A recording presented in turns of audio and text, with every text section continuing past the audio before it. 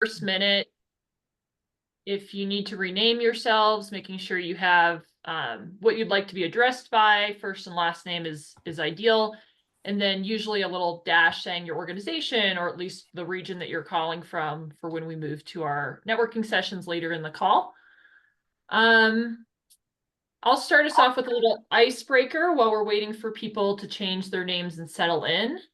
This month's icebreaker, you can go ahead and put it in the chat. I'm looking for your favorite. My idea was like favorite scary or horror movie, but I understand some people are like, no, not for me. So you can do like your favorite Halloween movie.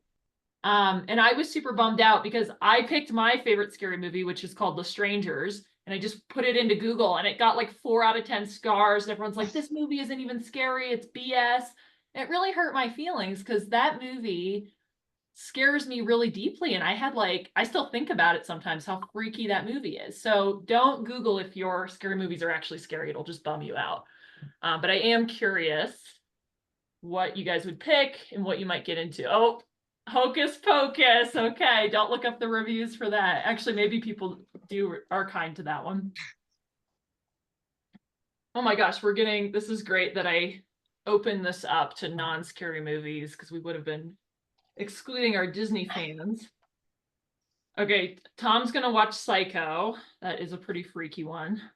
And thank you, Katie. Thank you for acknowledging The Strangers is really freaky.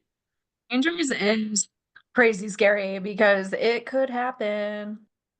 And they were on their honeymoon, and it was just supposed to be like starting the best part of their life, and then it just all went downhill so fast. I think that's what freaks me out too, is like you're never safe, even on your like wedding day.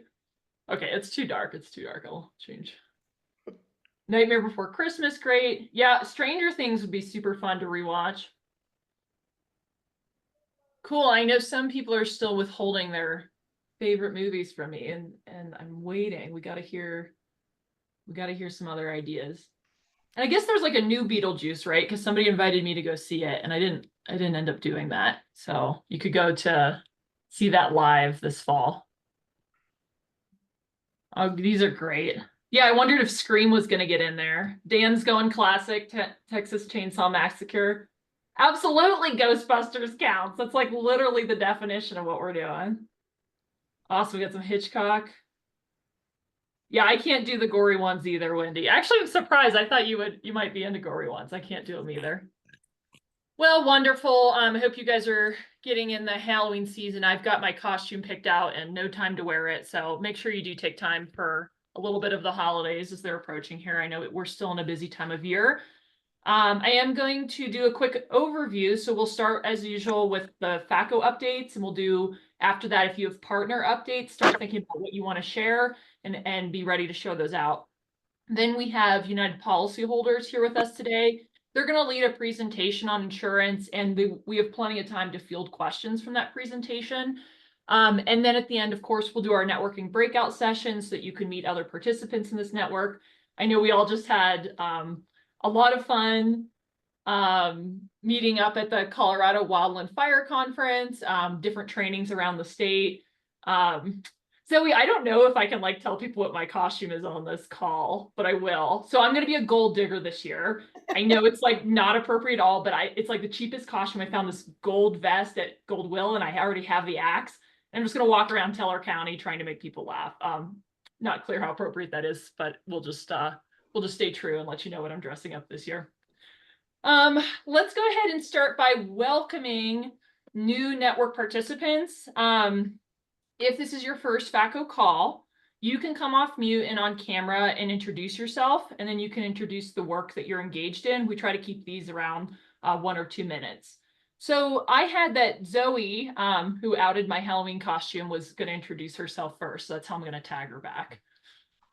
Awesome. Hi, everyone. Zoe DeVito with Excel Energy. I am a wildfire community engagement manager.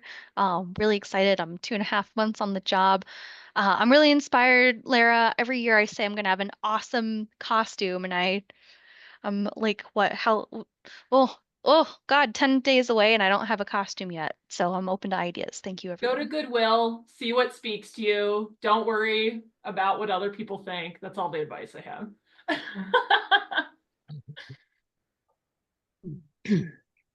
Zoe, thanks so much for being here. I also had Sean might join us from Brand Guard Vents.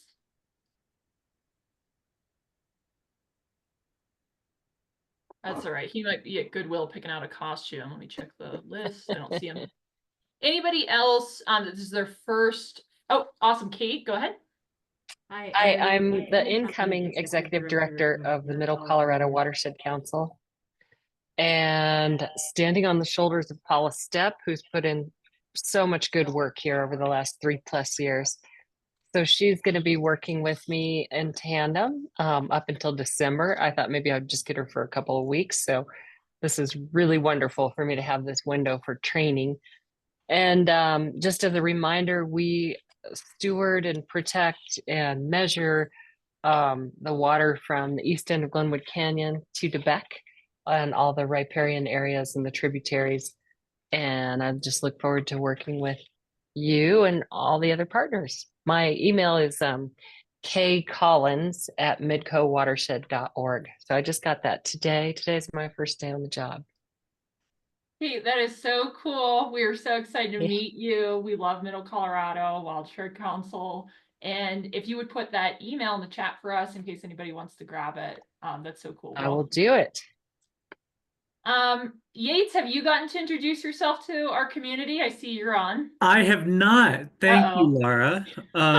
My name is Yates McConnell. I am the new Middle Arkansas Watershed Coordinator with the Arkansas River Watershed Collaborative, a job title that needs 2 breaths. And yeah, I'll be working within the neighborhood ambassador program, kind of learning from Laura and trying to step into a really successful program in kind of South Central Colorado and see if we can grow it from the strong foundation that's already been built. Awesome, Yates. Thanks for being here and thanks for being in your role. Anybody else that's new to the network that I've missed? I'll go.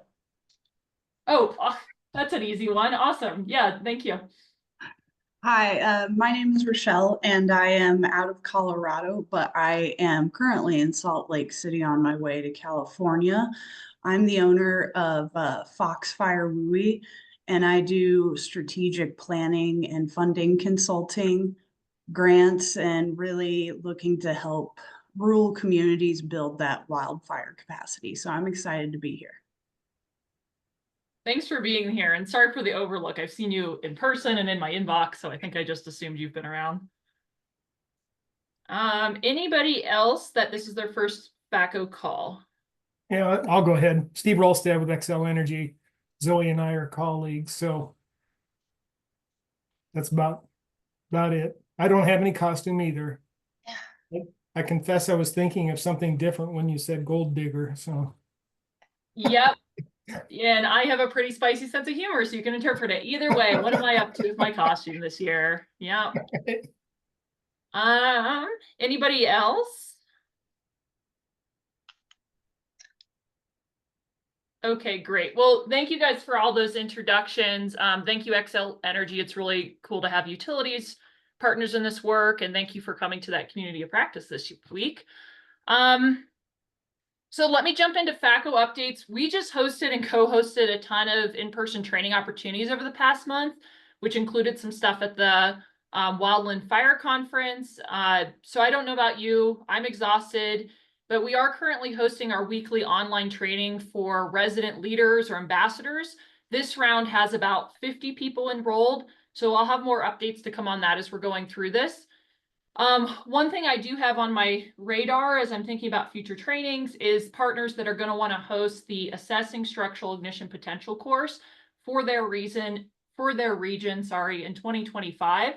I'm especially needing some interest in being a course host if you're in the southwest quadrant of the state. But wherever you're at, I'd be interested to hear from you. I currently have like Arvada on my radar and maybe Huerfano County on my radar. And I'm going to be looking for at least 2 more locations. We like to try and make it evenly kind of dispersed around the state, but we'll see where we have willing hosts to help us with that. I will put my email in the chat if you're like having either an idea that you want to host it or would want to recommend a region that has a bunch of people that this would benefit. I also wanted to highlight the winners. When we were at that Colorado Wildfire Conference, we did some Fire Adapted Colorado Awards. So just in case you were not able to attend, some of these people are on today. I'm going to drop our list that I'm reading to you in the chat, but I just want to celebrate these people one more time. So the FACO network engagement under 2 years, so relatively new FACO participant, went to Josh Hankus from Routt County Wildfire Council. And feel free to use your emojis if you're feeling energetic like me today to cheer for people. Creative approaches to mitigation went to Katie Jenkins from Eagle County Wildfire Mitigation. Leveraging relationships to make mitigation happen. This was a 3-prong winner because it's leveraging the relationships. So this went to Ross Hallahan from Huerfano County Office of Emergency Management, Dawn Leverick and Lisa Garrisons, who are from SPOP, or Spanish Peaks Alliance for Wildfire Protection. Then we did an Increase in Capacity Award, and I know he's on today. Dwayne Postlusny, I've now mastered saying his last name because we've been teaching together, from Team Rubicon. FACO network engagement over 2 years, that's Steve Orr with the Boulder Fire Rescue. Recognition for connecting science and practice is Gloria Edwards from the Southern Rockies Fire Science Network. And then finally, sort of culminating with a 2024 Fire Adapted Colorado Network Award. Saw him on today too. Tom Welly from the West Metro Fire Rescue. And he just visited Tiller County a few weeks ago, so I got to hang out with him in person, and I was in the shadow of a celebrity for all these great award winners. So give them a little private message or an email and just continue the celebration for those award winners going on. That was a really fun conference, but for me, being able to celebrate some of the people that make my job so much easier was a true highlight. Let me just give us a few funding updates. The FACO newsletter and the COCO Navigators newsletter, I want you to know, are the best sources for keeping up with grants, funding advice, that sort of thing. But I always like to highlight a little bit of information on these calls, and this information will be related to the Community Wildfire Defense Grant, CWDG. They're saying that the next application period is going to open in November 2024. Their speculation is this the last one? Big question mark, right? So if it's something that you're feeling like you're going to want to use, coming out November 2024. A reminder that this grant is to 1, develop and revise community wildfire protection plans, and to 2, implement projects described in a CWPP less than 10 years old. And then I just saw a great announcement about if you are currently managing a CWDG grant, they are going to have a different way that you're reporting for that grant. It's called this GARP system. And so you're going to be receiving an invitation from U.S. Forest Service about how to use this new system in your reporting. So what I'm going to do for that is in the chat, have Julie just drop. If you're somebody with a current CWDG grant, make sure you're following the newsletter to stay informed about these reporting changes that are coming. And then also there was like a dashboard for CWDG that they've developed that I just had a little bit of fun exploring. So those will both go in the chat for you. I also had someone in the network reach out with me about an issue that I didn't personally have experience with. And so I'm going to tell you about the thing. And if you have advice for me or have a contact that I could talk to about this issue, I'd really appreciate it. This participant is running a chipping program, but the insurance costs on that chipper are very high. And then also they have to endure the costs of getting 2 firefighters in overtime to run the chipper. The chipper is owned by the fire department and not by the county. So although they have this piece of equipment, they're not sure if they can fund even running it. So it's kind of sitting around. So I've just not dealt with insurance issues around chipping. I know that the insurance company is not letting volunteers feed the chipper. It has to be the firefighters. That's part of this funding issue. If you can point me in any kinds of directions about people you know have dealt with this, how they've dealt with this, it would be appreciated, and I can get you connected to that person encountering the issue. And then at this time, I would like to invite any of the network participants to share updates for their organization. So this could be upcoming training opportunities, new positions, new partnerships. Not sure how many we'll have today. Somebody can jump in and get us started, whoever's feeling brave. And then after that, if you raise your hand, I'll kind of call on people to make sure we get to everyone.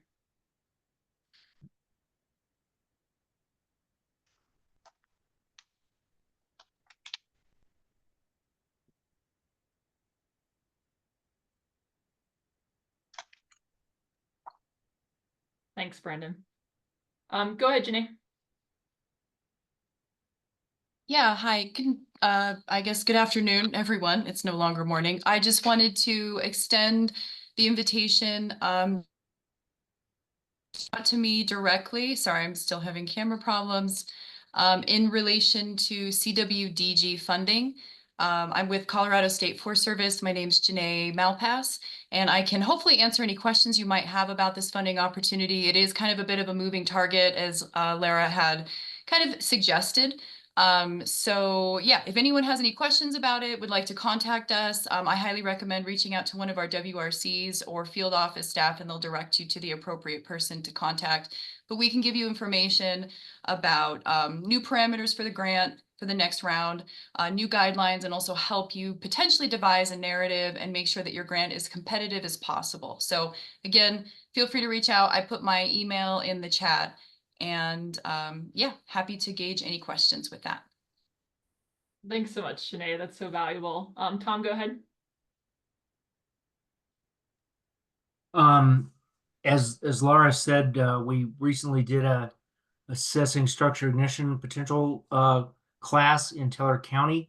I just wanted to throw a shout out to, first off, Colorado State Forest Service and their ability to put this thing on and around the state, you know, at least 4 times a year. Secondly, to Laura, she has been an absolute joy to work with on keeping that thing moving forward. There's a lot of moving parts to that. Chaz is figuring that out right now. So they're all working really hard to get that going. And then lastly, to NoFloco, that was a part of that class. I had not had much chance to work with them, and what a great bunch of people doing really valuable work in their community. And they were just a joy to be around. So just wanted to pass that along. Very positive experience all the way around, at least for me. So thanks, Laura. Yeah, and Tom, we super appreciate you coming out. I want to directly shout out Colorado State Forest Service, absolutely, but Chaz has been awesome, who's on the call today, managing this program and helping us get it to the ground. And one cool thing about NoFloco helping out is this is the first time free lodging has been provided since I've helped support this program. So that was really cool. We got like maybe 5 or 6 people had free lodging for this, you know, more rural area that we were trying to host this in. So it was a very positive thing. And I'm seeing a little bit of dialogue around like what it means to host one of these assessing structural ignition potential courses. We do have like a standard of practice that tries to make it really easy, step by step, how to do this.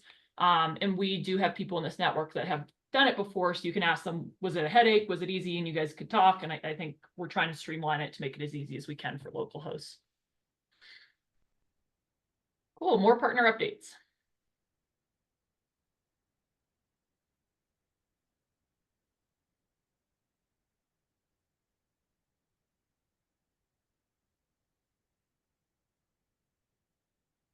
Cool. Well, if you're coming up with any throughout the call, of course, use our chat space to get those in there. I respect that we all had a lot going on in the past month and a half, so we may be pretty caught up right now. I kind of noticed with our newsletter, it's like, everything kind of happened, and so that's fine. We can move forward. Laura, Yes. Hey, good to see you. Hi. At our presentation at the conference, we said we were going to be using the big air curtain burner later this month.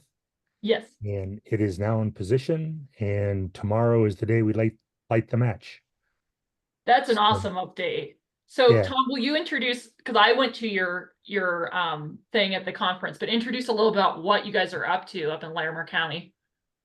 Yeah, I'm Tom Hosfeld with the Glacier View Fire Protection District, and I'm the coordinator of the Community Wildfire Protection Plan implementation team. We gave a presentation at the conference in Snowmass, talking about our community mitigation volunteers, how they've been cutting slash to widen evacuation routes so people don't have to drive through tunnels of fire. And then the question is what to do with the slash. We had a small air curtain burner that we used this spring. Kind of thought it was more hassle than what it was worth. And now through DFPC, we have the big air curtain burner that is in position, and we're going to fire that up tomorrow. And we're allowing 10 days of burning because although the weather window is much wider than it is for an open slash pile burn, there still are some wind restrictions. So we figure we need 5 days to burn all the slash, so we're allowing for 10 days to make it happen. And it looks like all 3 of the Larimer County commissioners are going to stop by and see how we're doing. So get a little feedback for them, to thank them for the funding they provided to make this happen. And looking forward to what hopefully becomes a once or twice a year event that just becomes a rhythm of how we get rid of slash in Larimer County. And am I correct? It's a DFPC air curtain burner, and then the Yes. slash is staged at local fire department, but the slash was brought by the community members, right? Like by you're in sort of an ambassador role, but you kind of coordinated, hey, everyone drop it off and we'll deal with it at the fire department. So it's really collaborative. It's also like bridging fire adapted communities with like other parts of the FAC wheel. So I don't know. I think it's awesome. Yeah. Cool. Well, thanks for everything you're doing. Keep us updated. And I know Larimer County is also building or has built now the tool cache for their residents to be able to check out tools to do their property level work. So that's an opportunity grant that we'll have some time to report on later this year or early next year. Because that one I think is neat too. Other partner updates.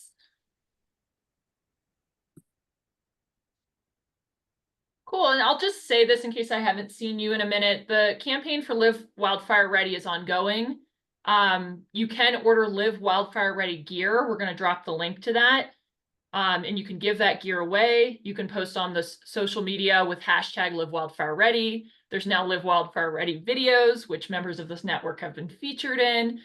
So if you haven't seen those the last time, I think I started announcing those maybe on our September call, but do check out, they're investing a lot of resources in that campaign, and it's looking pretty cool and starting to change the culture towards this is something all Coloradans should know about and take responsibility in.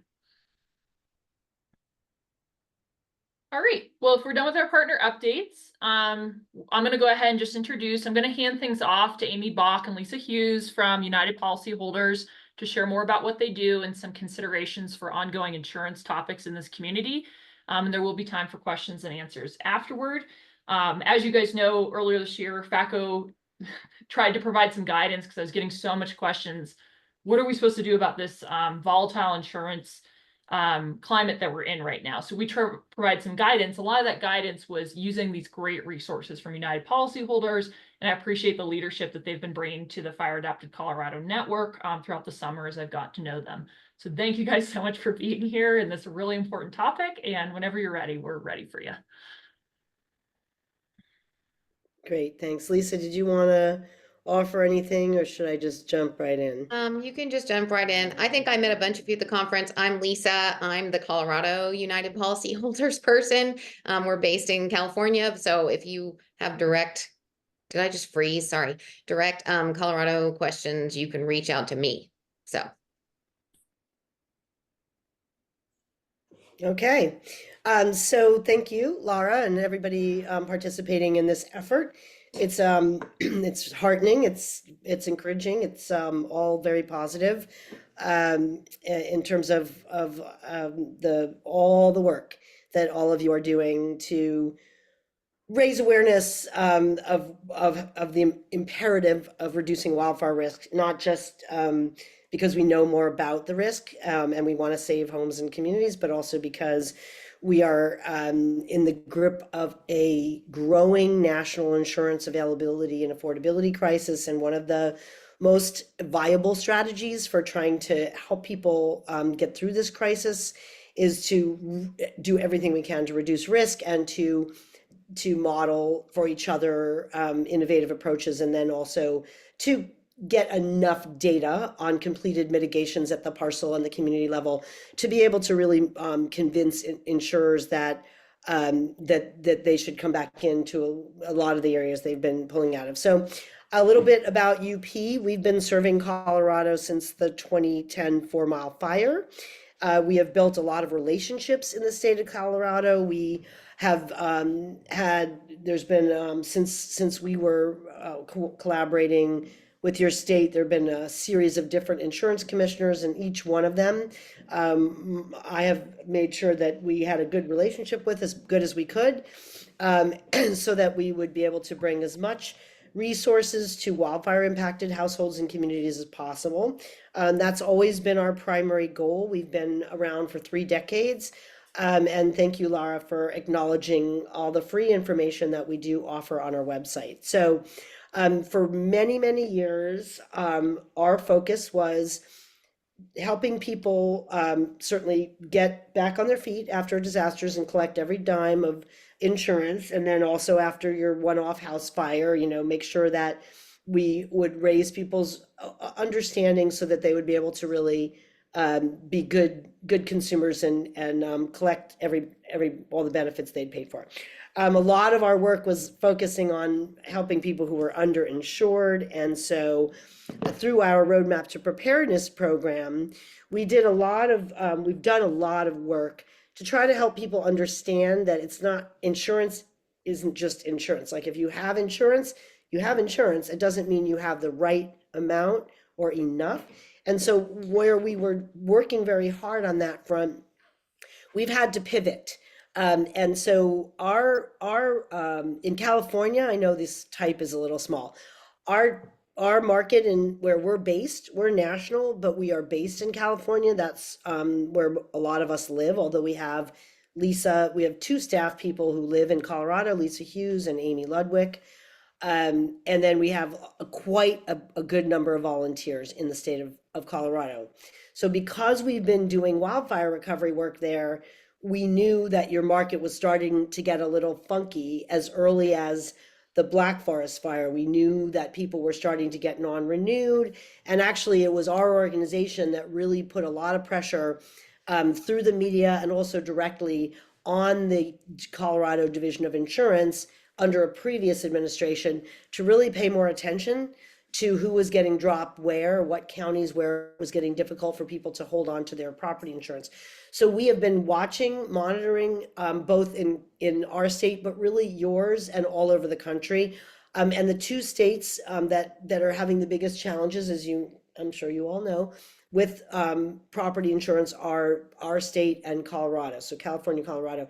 Washington, Oregon also having their problems, New Mexico, Arizona. I mean, basically, there isn't a state now in the United States where you won't have people saying, I'm getting dropped and I don't know what to do, and there's just not as much competition.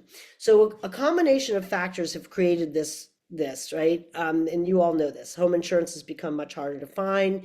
It was started in WUI areas, wildland urban interface areas, but that now it's hitting everywhere, suburban and urban. And so what we originally thought was a crisis linked to climate change turns out to be just as much, if not more, driven by technology. And I'm going to explain that in a minute. So in a lot of parts of your state, people have been really scrambling. They've got non-renewed, and then when they're shopping, the market is just not what they're used to. We're all used to it being a buyer's market where there's insurance companies lining up, competing and advertising for our business.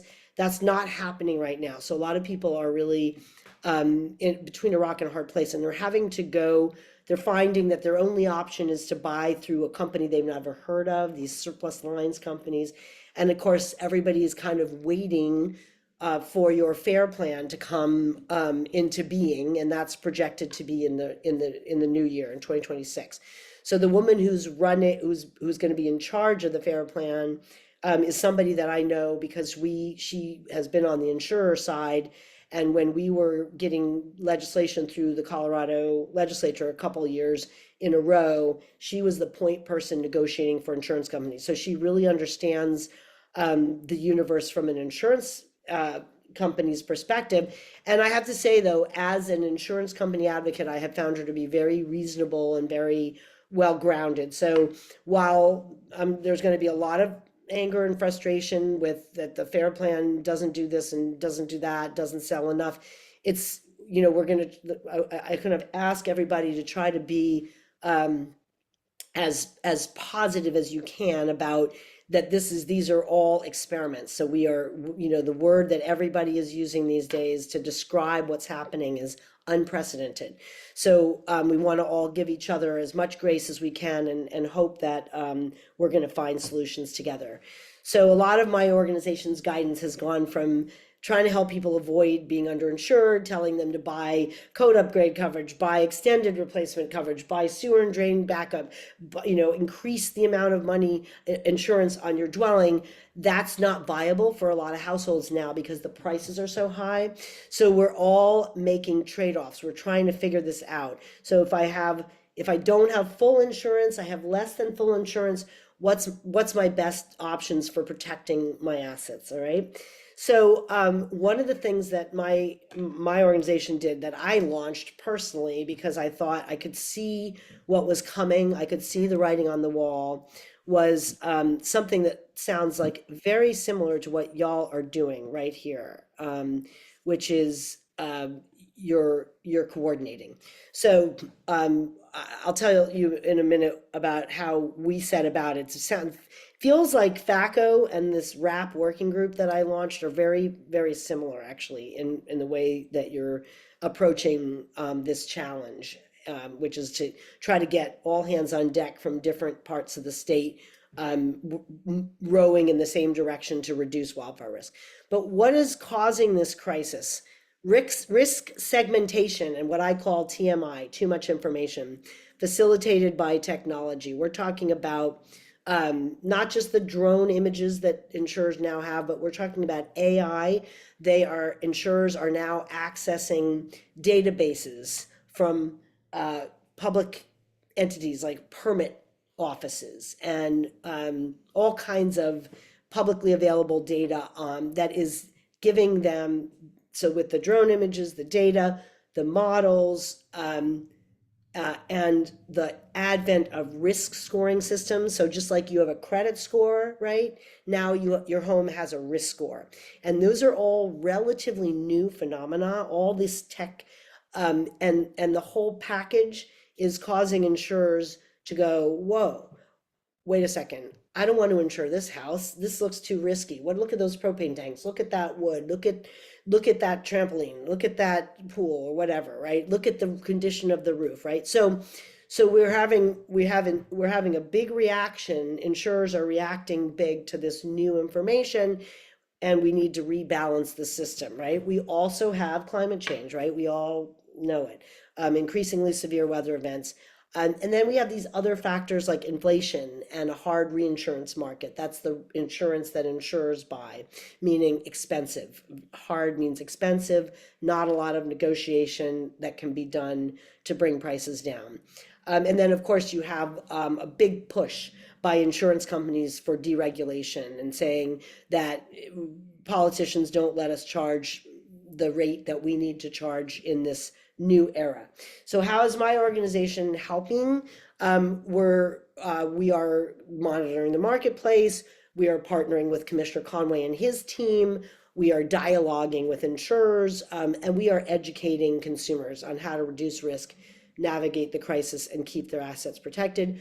We are coordinating with firefighting agencies, very much like what you guys are doing there. Community-based risk reduction advocates, the Institute for Home and Business Safety, scientists, insurers to advance risk reduction standards, home hardening, defensible space, funding, and programs aimed at increasing individual and community level mitigation.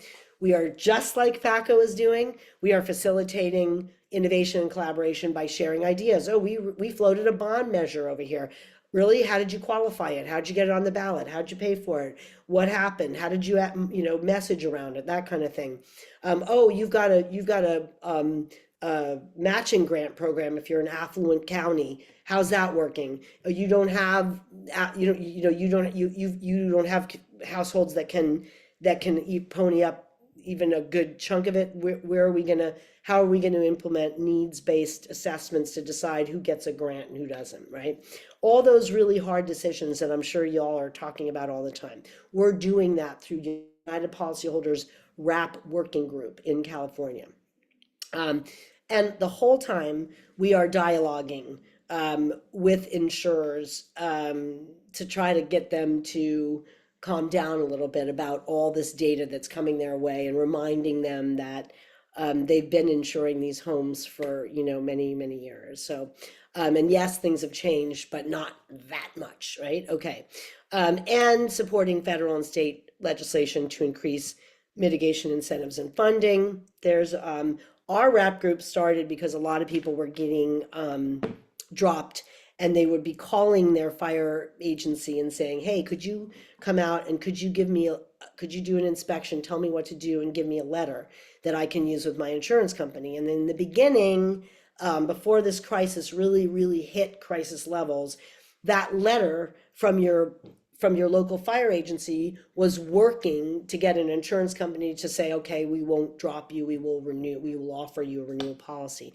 It stopped working, and then we kind of amped up our work. And the first thing that we did, and you guys may know this already, so I'm just going to try to blow through it, but because we're probably in very similar places in Colorado and California in terms of need more money, need more hands on deck, need more rewards to incentivize people on the insurance side, right? We ended up with 2 sets of standards in California. I'm not tripping on it. So it is what it is. We have the IBHS Wildfire Prepared Home Standard. We have the Safer from Wildfires. Those are 2 sets, almost identical.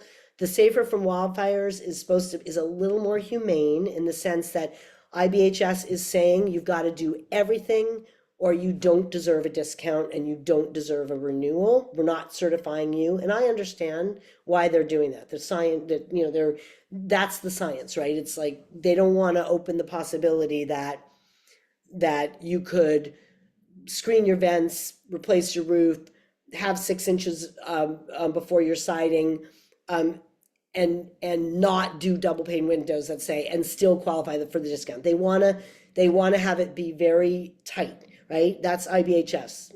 They are funded by insurers. They want to be or on the side of caution. Safer from Wildfires was developed by a consortium of government agencies. So it was the Department of Insurance, the Department of Forestry, the Department of Housing.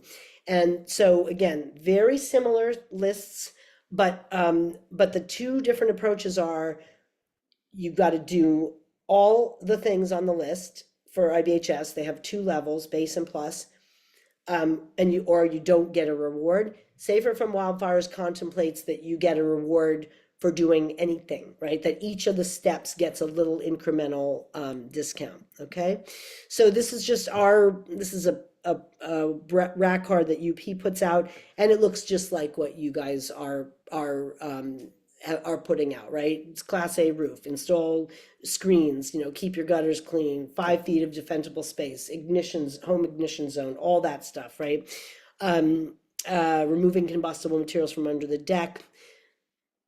Wood fencing is something that's been getting a lot of attention lately, that you should not have it, but that's a work in progress, right? So very, very similar, almost identical, okay? Wildfire Prepared Home, again, base is same kind of list, almost exactly, and then the plus, you get into enclosing the eaves and moving out buildings to at least 30 feet away, but everybody's talking about the same thing. And, you know, there's some, are they going to come to Colorado? Really, I know we have limited time, so I'm just going to try to zoom through. You've got some programs, we're going to talk about that. Do I think that you desperately need, it would be great for IBHS to come in, and I know that they will. But you have the original program, you have Wildfire Partners, you have what you're doing through FACO, you have here and there different programs, you have the Wildfire Resilience Assistance Program, which I guess is also called WRAP. And then these are some of the resources for home hardening and home assessment. So what I want to say is it'd be great, of course, to have IBHS there with their program because it's another kind of concrete, organized program, but they're just one entity. And I think what we really need is lots of different channels, but one consistent set of standards, right? When I talk about channels, I'm talking about channels for inspectors that know what they're doing, channels for communicating completed mitigations to insurers, or more importantly, channels for making sure that the mitigations get done right, that the homeowner knows what they should do and all that. And all those channels, you know, I don't think it's realistic to think that IBHS can handle all of that. So I do think what you're doing is makes a lot of sense. It's like, you know, you have the building blocks across the state. You do as much as you can, and in as coordinated a fashion as you can, right? These are some of the home assessment resources. Again, thank you, Lisa Hughes, for pulling these together. I know I'm preaching to the choir here. We looked at Wildfire Partners a lot when we were starting our RAP working group in California, mostly because it's the one program that we knew of, and still, that if you graduate and you complete, right, they've got these, at the time I last checked, it was like 8 insurers, I don't know what it is now, partners that would say, okay, you're a graduate, we will renew you, right? And we were like, hey, we'll take it, that's great. So every little bit of positivity is good. And I know that they would love to serve the whole state, but it's not cost, it's cost prohibitive. And so we're all just continuing to learn from each other, right? Risk scores are a big deal. I think you all know that by now. Hopefully in the new year, you'll get a legislative proposal introduced and make it through your legislature that gives the homeowner information about their risk score. What is it and what can I do to fix it? And if I have a crappy risk score, is it because a drone thought that my roof was damaged when in fact it was actually a solar panel or something like that? So we're trying to give people the tools to be able to get the best risk score that they can, because those risk scores have a huge impact on whether an insurer offers you a policy or not and what they charge, right? Just a few rules in your state, not a lot, about insurers' obligation to offer you a renewal policy. Very, very little. They mostly have the freedom to decide who they're going to insure. It's the same thing in California, who they are going to take and not take. They do need to be consistent. They're not allowed to non-renew you just because of a wildfire. There has to be some other reasons. Okay. I mean, the past wildfire. So yeah, we're hoping that you will get this this rule, and that they have to tell you more about your risk score. Insurers get to use models in Colorado, and I know the commissioner is very, very intent on making sure that those models fully reflect risk reduction activities that have been done in those communities, and that is a big work in progress. Opportunities and challenges, I'm going to wrap up in a minute here. On the opportunity side, we've got the BRIC funds, LISTOS, we've got the CEDARS program, we've got all the one-off grants and gravel grants and defensible space and chipper and, you know, controlled burns and shaded fuel breaks and all the good work that people are doing, the matching grants, bond measures, a lot of the work that all of you are doing to build those channels to convey completed mitigations to insurers. We've got various proposals pending in DC for federal tax exemptions and deductions for both grants received and expenditures. I'm not up to speed on whether Colorado gives you a break on your state tax for money you spend on mitigation. And then in the new year, we'll see how things go next month and whether we will see something like the Insure Act that would create a new national disaster insurance program that has a big mitigation component to it. Lots of things pending in DC to increase mitigation funding. Challenges, obviously, it's expensive to do the work, and it's just not something a lot of households can afford. Same, local governments don't have the kind of money to really support grants as they'd like to. Insurers are still very resistant to mandated discounts, or any kind of being told who they have to sell to and not. There's a gold rush of untested mitigation vendors, so that's a little challenging. Lots of debates over whether gels and sprays and foams work and all that. Water, sprinklers, all that. Clearing vegetation on absentee owners' properties, that's been a bit of an issue. Skepticism, why should if I spend this money and time and I'm still going to get dropped by my insurance company, what's the point? And that when we started a lot of this work in California, the insurers were very much emphasizing parcel level. We want to see people reduce risk to, at the parcel level. But now that more and more of that is happening, we're hearing more, no, we want to see a critical mass in the community. We need to see, and so the IBHS is actually scrambling right now to build their neighborhood, the sort of corollary to the wildfire prepared home will be the wildfire prepared neighborhood. So they're working on developing the standards. So I'm still saying this, yes, it's still worth it to buy insurance, but I am getting an increasing flow of people saying to me, well, if I own my house outright and I don't have a mortgage company forcing me, I just don't know if it's worth it. And I just have to remind folks who haven't been through a total loss, that that's the max that you can get from FEMA as an individual. It's $42K. There's some housing assistance now, but SBA loans have to be paid back. So there really is no substitute for private insurance in terms of the dollars that you need to put a house back from the ground up. So here's our affordability strategies.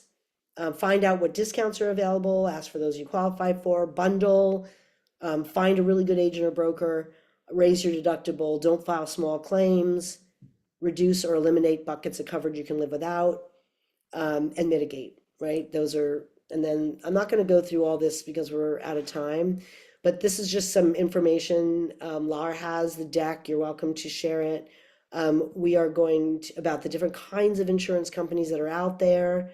And then we have a survey that I would love all of you to complete. So this is one way we are keeping tabs on what's going on in Colorado with insurance, home insurance, affordability and availability. And then this Thursday, you're welcome to come back on 7 p.m. Mountain. I'll be hosting a panel discussion. I will have somebody from the Colorado Division of Insurance, and hopefully one or two agents. And we'll be walking you through in a little more detail what strategies we recommend for if you get non-renewed, what do you do? Or if you are shopping for a new policy and you're having a hard time, what do you do? So with that, I'm going to stop sharing and end my little marathon presentation. And if we have time for questions, I would love to answer them. There were a couple in the chat, or go ahead, Laura. Yeah, I'll just add, we definitely have time for questions. I know it's a really important part of this. I'll also say when we move to breakout rooms, I will try to do that at some point. We will have a room where we have United policyholders in it. So that if we don't get to every single question, or if one of those slides you were like, hey, I was kind of wanting to deep dive and learn more about how insurance works, like there'll be an extra space for them on today's call. It was also mentioned that deck will be shared. I'll put that in with all our network call files. And if you're not sure where that's located, an email to me will get you there. It's in our, like when you go to the website resources and put in the password, if you're familiar with that. But yes, let's get into some questions. Lisa, do you want to field the ones that started in our chat, and then we'll go from there? I think if I missed them, let me know. But I think there was the couple that I caught where someone asked, how much success has IBH's Wildfire Prepared Home program had in securing insurance based on completion of the program? So that's a great question. They had a really rough start. Their numbers were really low when they launched, and it's all because of the 5 feet. That's the main thing. 5 feet and expense, right? Resistance to the 5 feet. But they're up well above 1,000 completed. And I would say from the clearest example I've seen of of an IBHS wildfire prepared home certificate meaning something, getting you a, you know, helping you is one insurer, CSAA, which doesn't operate in Colorado to my knowledge. They started by saying, if the household gets the base level, that's great. But in order for us to renew them or offer them a new policy, they need to hit the plus. They changed that, which we were very grateful for, and went down to, as long as you meet the base, we will renew you. So we saw one insurer, and we are hearing anecdotally that it is helping people, but definitely it's a challenge because of the strict enforcement that there be nothing in the 5 feet, which is still very controversial. And then I already answered it, but someone asked us a question if we're able to do stuff for public meetings. And the answer to that is yes. There's pretty much me doing it in Colorado, so feel free to reach out to me. Some of it is dependent on funding, but we can always send handouts or do Zoom. And then, oh, Laura wanted to know if we can speak to our plans for increasing where we can engage in Colorado. Do you want me to answer that, Amy, or do you want to answer that? No, I'll answer it. Okay. You know, we have a grant in California from the Governor's Office of Emergency Services, and it allowed us to say yes to every single invitation that we get, and that's a lot. We have done over 100 already this year, community programs all over the state. Plus, we host a statewide, we have a website, a RAP resource center. And for each county, you can go in, I can show you actually. It'll just take me 1 second here. Hang on, let me go here. Okay. So you can click on your county and you can find out, hang on. Okay, there. And you'll find out who's offering grants, how do I apply for them, blah, blah, blah. So we got that grant and it was a change for us. We currently have funding in Colorado to do what we're doing here. So we would love to do more, but we have to find that funding. And we really ask that people not use our stuff without attribution. It's really hard for us because we are, you know, we are trying to be, you know, so if you do want to use our materials, you're welcome to, but please make sure that you give us attribution and you don't just cut and paste them and put your name on it, whatever, right? I appreciate that. So the answer is we want to do more. You know, one of the things that we've done in California that we're doing, that Lisa's doing a lot more of now, is building these relationships with a handful of agents that are not drowning their sorrows in the nearest tavern or taking early retirement, which a lot of them are, because it's so hard right now for agents to, you know, they're really between a rock and a hard place. So we want to do more. And now you guys are on my radar, and Lisa said, I think FACO and RAP are very similar. And I now know, having sat through your introductions, Laura, very similar, very, very like grassroots, right? So if you want to try to work with us to get a grant to do a RAP resource center for Colorado, shoot, we're all over that. You know, we've got the tech, we built the tech, and we can do it. We just need the money. Yeah, that's about what I understood is, like, you know, it's going to be funding based. That's why you're based in the areas you currently are in Colorado. So we all as a community can look out for those opportunities. And then, yeah, Becca's here. She's listening. So planting seeds. Yeah. That was all the chat questions. Okay. Yeah, I mean, we had a great thing. Again, I'm praising CSAA because they came on, like I tried to get the insurers to come on our calls and you know, CSAA came on and Mercury came on. They're another California carrier.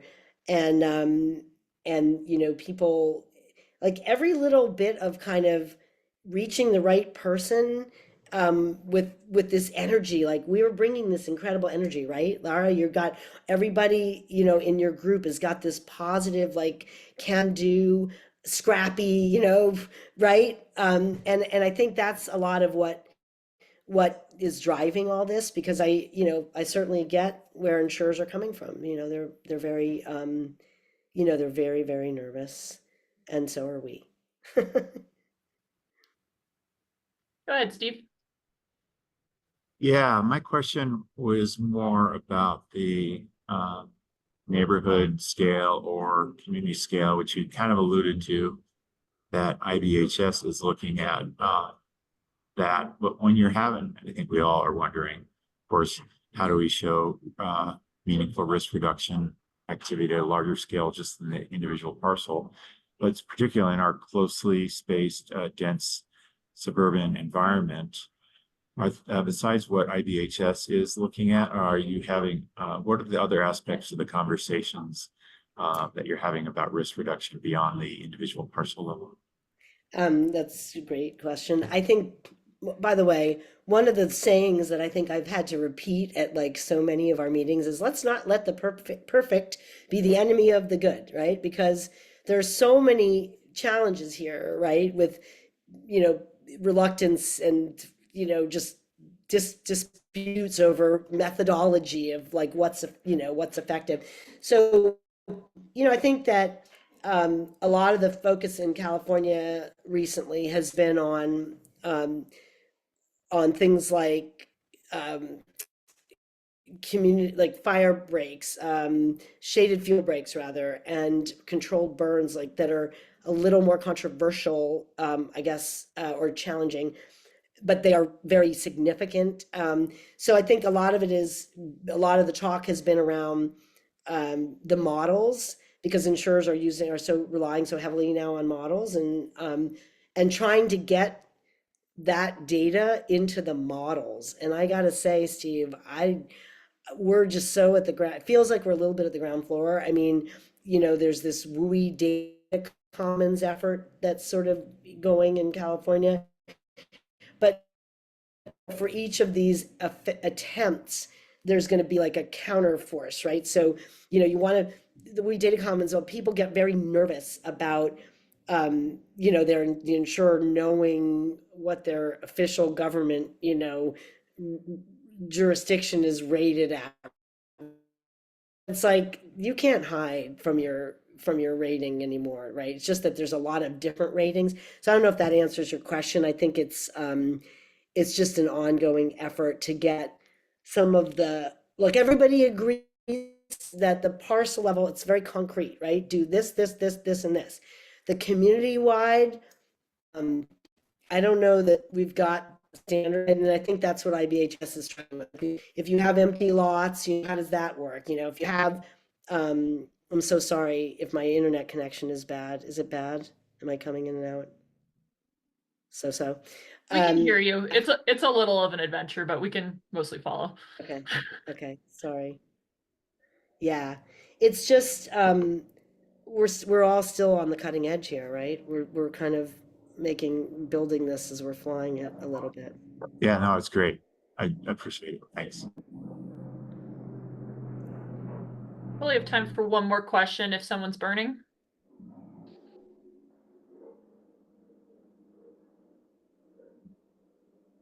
Okay, awesome. So I would ask Amy and Lisa, we're gonna move into breakout rooms here, but it'll be like, join breakout room, just ignore it. You stay here. And that way, if anybody from the network wants to continue engaging with you, they know where to find you. And everyone else will start moving to our breakout rooms so that we can not just listen to the presenters today, but actually know who makes up this network and some really great things that are going on locally.